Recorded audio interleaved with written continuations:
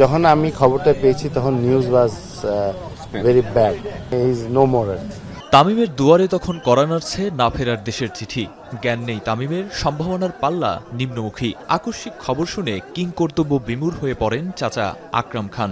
ঘোর কাটে ঘণ্টা দেড়েক পর ডাক্তার মারুফের কথায়, তবুও যেন অবিশ্বাস্য লাগে সব। ঘন্টা দেড়েক পর আমাকে ডাক্তার ফোন করলেন। আমরা কনফারেন্সে আমি এবং স্পেশালিস্ট হসপিটালের ডাক্তার মহিউদ্দিন এবং যে আমাদের মারুফ ভাই যে মানে উনি, আমরা কনফারেন্সে উনি আমাকে যখন এক্সপ্লেন করলেন এবং বললেন যে রিং লাগাবার জন্য নিয়ে যাচ্ছে, তখন আসলে আমি একটু নর্মাল হয়েছিলাম। অসুস্থ হওয়ার আগে 10 দিন সে কিন্তু আপনার 2টা 100ও মেরেছে।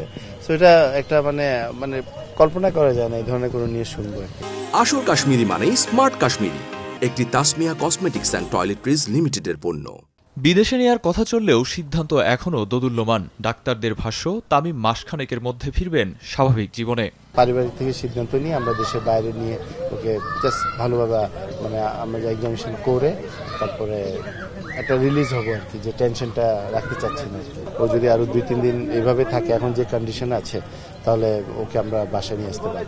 ওর যে ক্যাপাবিলিটি আছে, ওর যে মেন্টাল স্ট্রেংথ আছে, তো আমার মনে হয় যে সে এটা ইজিলি করতে পারবে। হয়তো বা 1 মাসের পর সে নর্মাল অ্যাক্টিভিটি চলে আসতে পারবে।